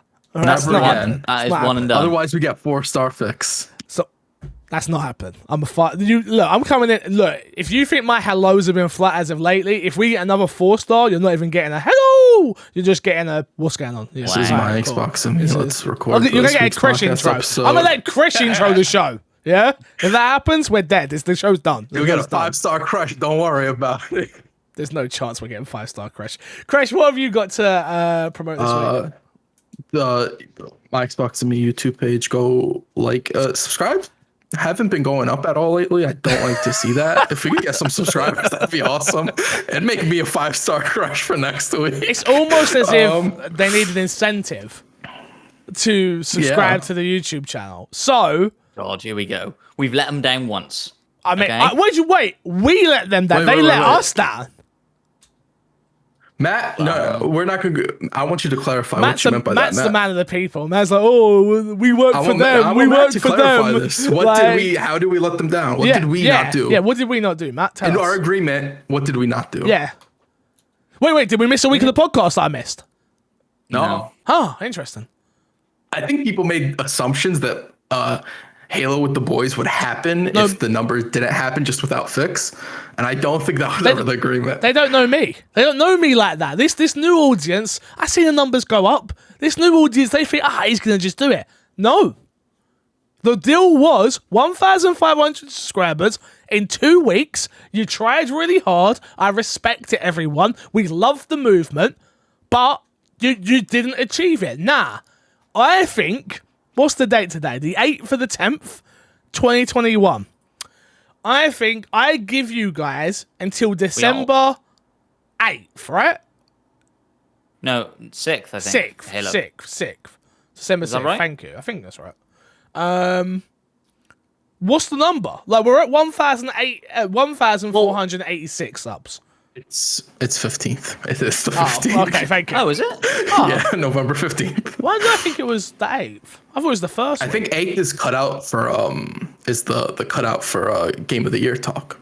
If I'm not mistaken. Hold on. I think we're all talking about different stuff here. No, we're not. The Halo release date, Yes. Halo Infinite, yeah, it's the 15th. 15th of December. November 15th. Yes. No, it's not November, Crash. I said This says November 15th. No, it's not. I It's legit not that. Googled it and right in for okay. November 15th is when when my Halo the Xbox official is coming to Xbox me. comes out then. That's okay. The release date is based off the Xbox. Then you guys might be right. I think I think I'm sure it's 6th. This is so weird. Right Anyway. there, it says Halo Infinite. 8th. It says it right December here. 8th. It's Yeah, 8th. no, Okay, that's my bad. sorry. Okay.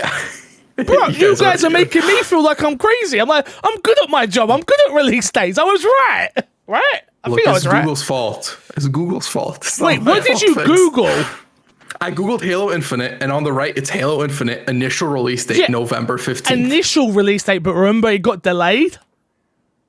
I was going to say November 15th last year. I was going to say, it No, got no, delayed. Yeah, no, It's it got... November 15, 2021. I understand that. It got delayed again, remember? But they never put that date out there, did they? November 15th, No. 2021? I swear they did. Put it delayed to the last year. They didn't delay it again this year, I don't think. Yeah, we just never got another release date until they said Okay. December 8th. Anyway, December come on. 8th. That's all relevant.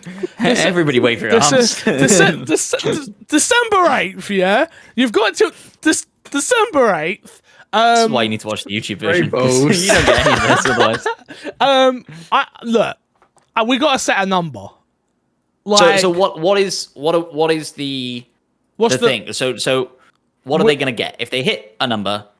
We're gonna do a I think stream. we should do a couple things. Right, so if we hit 1,500, we will do a stream of Okay. Halo Infinite, which will be Halo with the boys, which for all intents and purposes Multiplayer, is us 'cause we playing can't multiplayer play. together on the Yeah. My Xbox and Me YouTube channel. We'll live stream it. The VOD will stay up for people who want to care about it to watch it. All 3 cameras, all 3 microphones. Boom. That is what we'll do for Lovely. that. I think if we get to 1,750 subs, because I don't think we'll get to 2K this year, unfortunately. I'd love to, but it's not going to happen, really. If we get to 1,750 subs, I will commit to streaming the game on the My Xbox and Me channel for my entire Halo campaign. Ooh. What? Yeah. That's a spicy one, guys. So, On Legendary. no. You want him to hate his experience? He's already like 2,000 subscribed subs. to the game, and then 2,000 subs. 2,000 Legendary. subs, I'll play the game blindfolded. And he's a ghost pepper yeah, so that's on Legendary. That's where we're at. So yeah, 1,500 the first time, the first goal. You will get it the day, well, it won't be the day of, but around Halo's launch, we will do something special on the My Xbox and Me YouTube channel, which will be Halo with the boys. And if we can get to 1,750 subs by December 8th, I will commit that, I don't know if I have to do it on Saturdays or whatever, but I will commit to playing through the entirety of the Halo Infinite campaign live or on the VOD content, whatever I have to do because I've got contracts and stuff I have to figure out on the My Xbox YouTube channel. I have a second pitch. Okay. Not to overcomplicate things, please. but what about Forza with the boys? No, don't start all that crap. No. We will be playing. Matt, shut up. Matt, going off Okay. topic. Halo. Jesus, no, Forza yes, with the boys. Matt, we can talk off podcast about sorting out some content. Yeah, sure. You want to make some content? No problem. But no, don't. Well, this isn't about content. Matt just wants people to play Forza. He just wants friends. I do. This is true. This is very true. Everyone follow at Matt P Video. Be his friend. Hashtag be his friend. All right. guys. Until next time, thank you all for listening. You can find me everywhere at MC Fixer. Go check out my Far Cry 6 review over on my main channel. It's more of a edited review than a discussion like we had here. Yeah, I'd appreciate if you go check it out. I'll be at EGX if anyone's there on Saturday, as you're listening to this on Friday. Feel free to DM me or hit me up. I met Despawn for the first time, which was amazing. Ooh. Him and his lovely wife. I've met a few other people, but he's the one I actually care about, so screw Yeah, everyone shout out else. to Despawn. But yeah, I'll probably do like an EGX roundup for next week of the stuff I've played, but I haven't played a single game yet. I was there all day yesterday from 10 till 6 o'clock. Didn't play a single game. So Networking like a madman. your boy's working. Someone's got to pay the bills around here, who sure as I ain't going to be used to, let's be honest. It's fair. It's fair. Until next time, love you, leave you, see you all later. Good boys. Bye.